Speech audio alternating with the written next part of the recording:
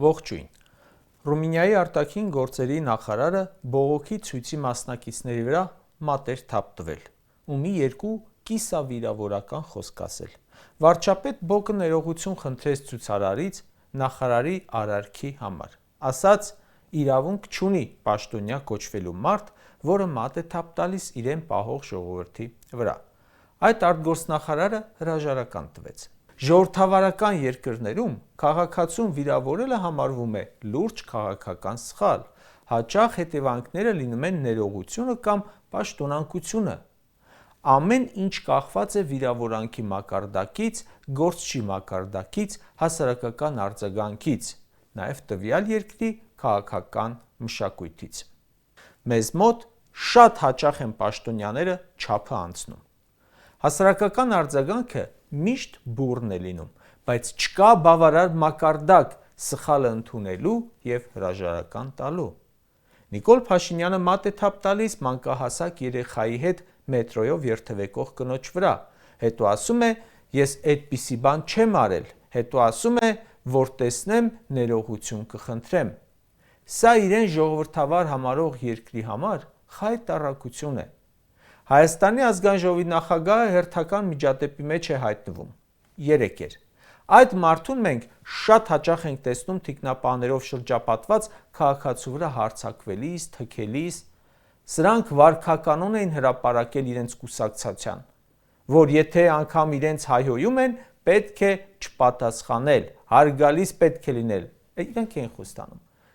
Կատարվածի պատճառը, կարծում եմ, իշխանության հաբռգացությունն է, ամենաթողությունն է։ Այսքան փորձանք մեր գլխին բերելուց հետո իշխանության մնալն է։ ՔՊԱ-ական իշխանավորն իրեն բդեշխ է զգում, որովհետև այնտեղ կանգնած բոլոր ոստիկանները իրենն են ու ինքը թիկնազորով է։ Գիտեք, երբ փողոցում ծեծկռտուք է լինում, ոստիկանությունը բերման է ենթարկում բոլոր կողմերին, որ պարզի ինչ է եղել, իսկ այս պարագայում ոստիկանությունը քաղաքացուն բերման է ենթարկում ալենի ցուցումով։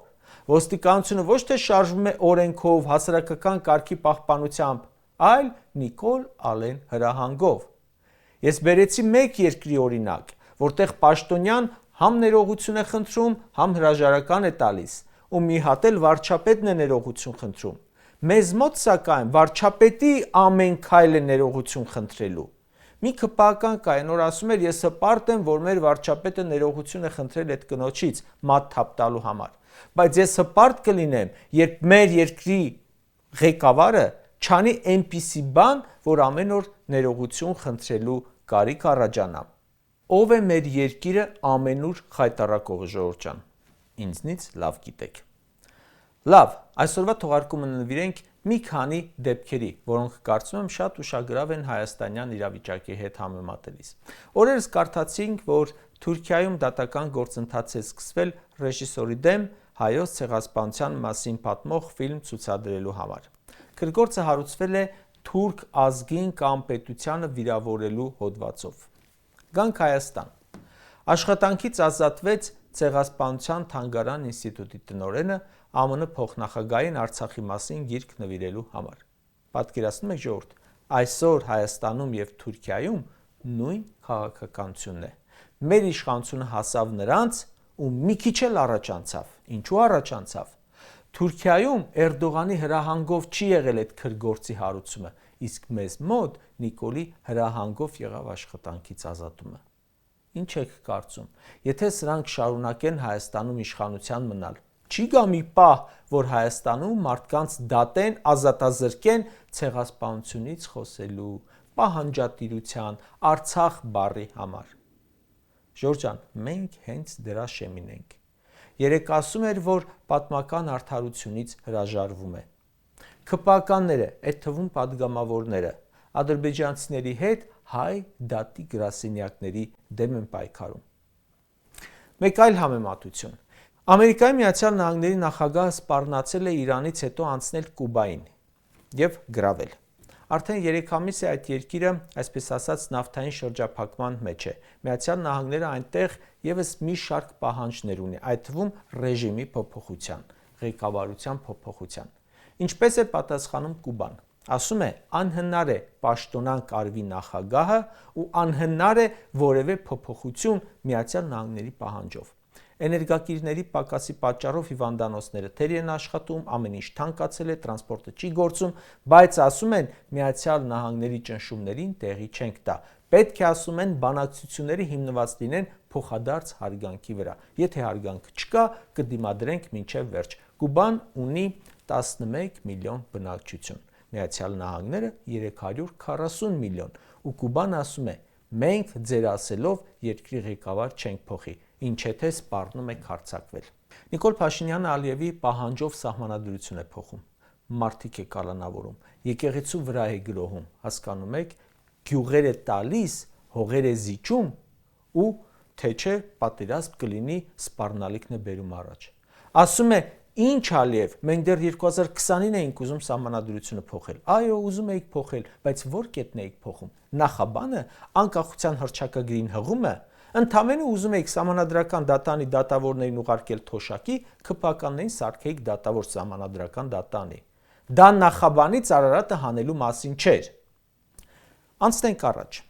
2020 թվականի նոյեմբեր-դեկտեմբերին հրաժարական տվեցին Միացյալ Նահանգներում, Նիդերլանդներում, Բուլղարիայում Վրաստանի դեսպաններն ու փոխարտգործնախարարը։ Պատճառը այն էր, որ Վրաստանի կառավարության քաղաքականությունը համարեցին հակաեվրոպական։ Երկրի իշխանությունը հայտարարեց մինչև 28 թվականի վերջը օրակարգ չդնել Եվրամիության հետ անդամության շուրջ բանակցություններ սկսելու հարցը։ Վրաստանի կառավարությունը ճիշտ է անում թե սխալ է անում, որ կողմ է ուզում գնալ, դա իրենց գործն է, բայց պատկերացնում եք, որ ընդունված բան է, որ իշխանական քաղաքականությանը դեմ լինեն պաշտոնյաներ եւ հրաժարական տան, սկզբունքայնություն ցուցաբերեն, չկարչեն աշխատանքից, պարգևավճարից, սկզբունքներին դեմ չգնան պաշտոնի խաթր։ Միացյալ Նահանգների ազգային հակահաբեկչական կենտրոնի տնօրեն Ջո Քենթը հրաժարական տվեց բողոքելով Իրանի դեմ պատերազմի դեմ։ Ասում էր, Իրանը մեր երկրի համար անմիջական սպառնալիք չէ, մի զոհեք մեր զավակներին, մի վտանգեք մեր ֆինանսներն ու բարեկեցությունը։ Այսքան փոփոխական քաղաքականություն եւ այսքան սխալ արտաքին, ներքին, պաշտպանական, տնտեսական եւ այլ քաղաքականություն, քան մեզ մոտ է, աշխարհում չկա, բայց ցույց տվեք մեկին, որ ասած, ես համաձայն չեմ այս քաղաքականության հետ, դուրս եմ գալիս, բոլոր դեսպանները համաձայն են այս դատարկախոս արտաքին քաղաքականությանը։ Պրոֆեսիոնալներ կան, չէ, իրենց մեջ, բայց մի հոգու ցույց տվեք, որ իր դիվանագիտական պրոֆեսիոնալիզմը չի գցել ոտքի տակ, հանուն իր աշխատավարձի, պարգևավճարի։ Ոնց որ տպավորություն է, թե գլուխները առել, փախել են ուղակի։ Բազմաթիվ օրինակներից եւս մեկը բերեմ ու ավարտենք։ Գիտեք, որ ԱՄՆ նախագահը տնտեսական քաոս է առաջացրել իր ներմուծման մաքսատուրքերով, որ 2025-ին սահմանվել է 189 երկրի նկատմամբ։ Նախորդ տարվա օգոստոսին Կոլումբիայի շրջանի վերաքննիչ դատարանը վճռեց, որ Թրամփը լիազորությունները անցել է։ Միացյալ Նահանգների վարչակազմը դիմեց Գերագույն դատարան եւ պարտվեց նաեւ այդտեղ։ Ժողովուրդ ջան, կպատկերացնեք այդպիսի վիճակ, երբ Հայաստանի Հանրապետության դատարանը Նիկոլի որոշումներին դեմ գնա, ինչ կլինի իր հետ։ Մինիմում դատարանների շրջափակում, մաքսիմում արդարադատության նախարարը միջնորդություն կներկայացնի դատավորին աշխատանքից ազատելու վերաբերյալ։ Բա, կարճ ասած, ասում են առանց համեմատության գնահատական չկա եւ ամեն բան իր տեղն ունի համեմատության մեջ։ Մեզ մոտ համեմատությանը հաջորդում է ամոթը։ Ամաչում ես, որ սրանք մեր երկիրը, պետությունը մոտեցրել են հետնապահների շարքին։ Բերել են մի կետի, որ արժանապատվությունն ու պետական մտածողությունը դիտում են, դարձրել են հանցագործություն։ Բայց մեզ թափ չտալու, չշտկելու պարագայում վաղը սպասում է Ժորժ ջան, սարսափելին։ Այսպես շարունակվելու դեպքում ուղղակի պետություն չենք ունենա։ Ոչ թե ասելու ենք ոչ ժողովրդավարական պետություն, բռնապետություն, այլ ընդհանրապես որևէ տեսակի պետություն չենք ունենալու։ Սրանք Հայաստանը տանում են հենց այդտեղ։